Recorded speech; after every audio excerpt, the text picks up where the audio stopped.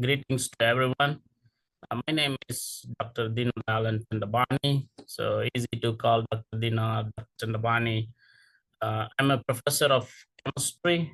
I teach a wide variety of courses: general chemistry, thermodynamics for graduate students, sometimes physical chemistry for undergraduates, uh, quantum mechanics for graduate students, and other advanced courses as required. And I do intense research on nanomaterials, particularly graphene oxide, and other two-dimensional nanomaterials, which are huge potential on energy storage, chemical and biosensors, other applications in semiconductors, and so on. So here today, I'm going to talk about how to do research. As I said, when I said research, I talk about always my students from different levels.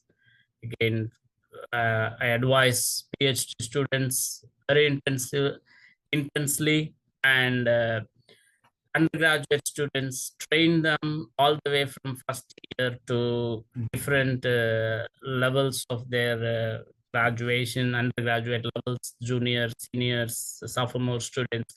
Any level of students can join.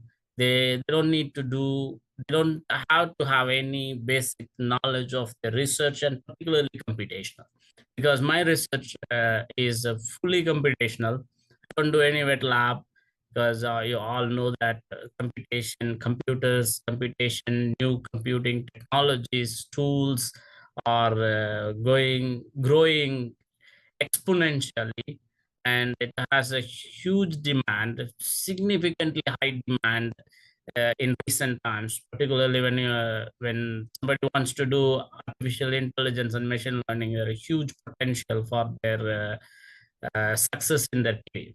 So I do variety of computational research, and I do so many computational tools in order to understand the structures, energies, properties of small molecules of chemistry to all the way up to huge molecules, two-dimensional materials, different kind of nanomaterials, and even biological systems, peptides, proteins. I also, in my lab, we also do the research on data related big data, and we also started artificial intelligence and machine learning. Okay, this is all about me, and I want to really talk about for the students. If you are new to the research, you are going to start your research, it's very important to ask a question yourself: to whom I had to go and work?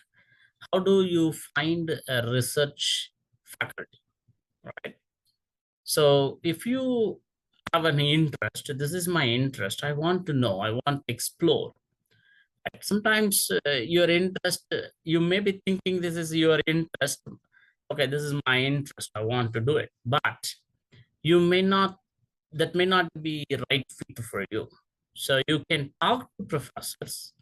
You have to go and see who are doing research. Maybe you can still Google it. You can see the professors who are active.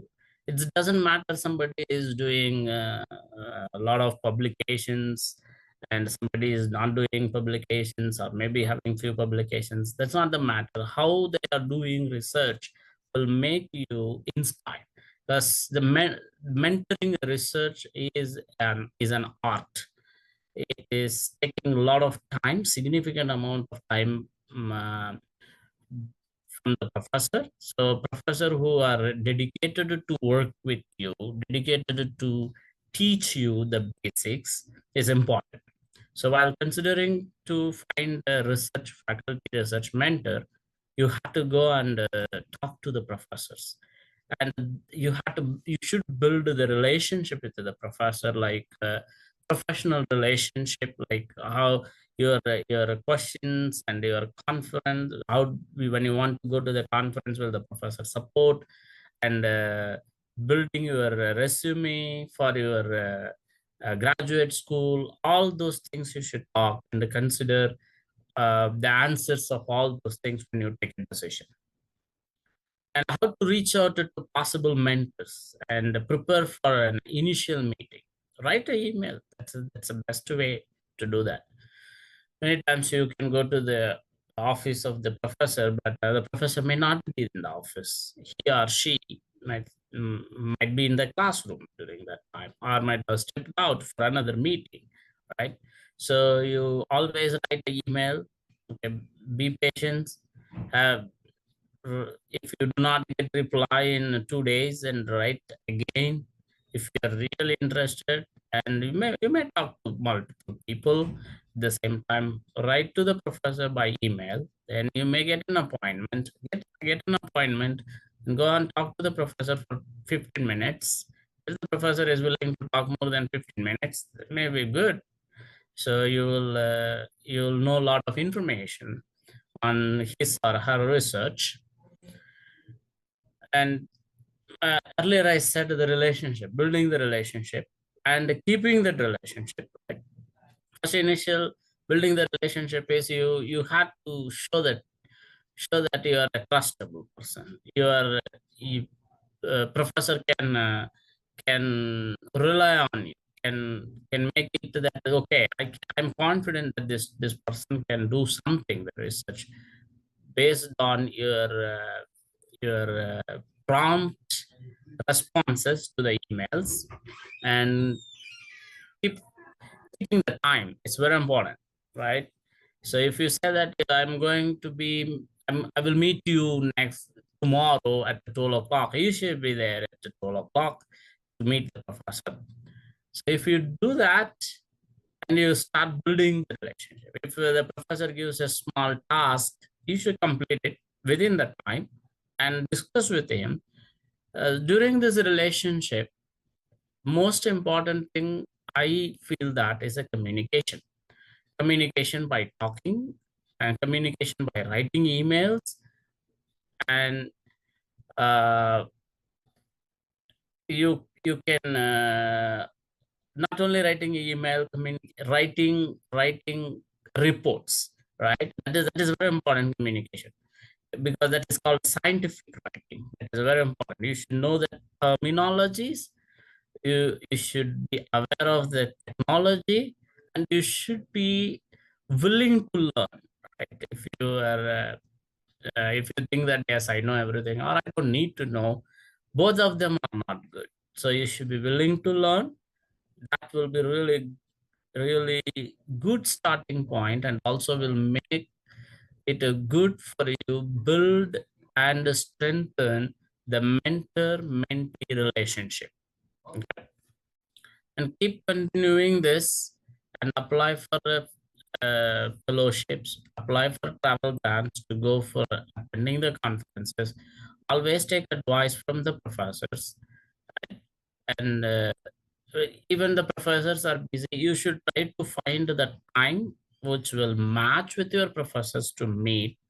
So, and you can also have the good relationship with your graduate student mentors, because the graduate student mentor might be assigned many times by professors to teach you day to day, because the professors cannot teach you every day in in some cases, because professors may be really busy, classes or other activities, but they may definitely meet you once a week or so. If it does not happen, I still encourage you to meet with your professors. Um, you can you when you are preparing for your posters for conferences, you should sit with your professor, or at least a graduate student. Sit with the graduate students to prepare an initial draft. Make that initial draft readable and no mistakes, particularly in uh, language and the terminologies, no typos, right? If you make that initial draft, you make a great impact. Initial draft very well written, you make a great impact that will encourage or that will motivate your professor to write a recommendation letter when you go for a higher educations or go for finding a job, right? This not only create the relationship today, tomorrow, it may become even eventually lifelong professional relationship. Anytime you can call your mentor if you have any questions, if you want to apply for different schools, and even in your graduate program, if you have any challenges, you can discuss. Your mentor may have a better advice for you than somebody else whom you are talking or discussing at the present. Okay, so if you follow all these things, you can make great mentor-mentee relationships, and your research will be very good. Your interest in research will be very good. Your productivity in research will be very good. You will be known in research, and you can be successful in research career, which will be helpful for your many aspects in your life. Thank you all for listening.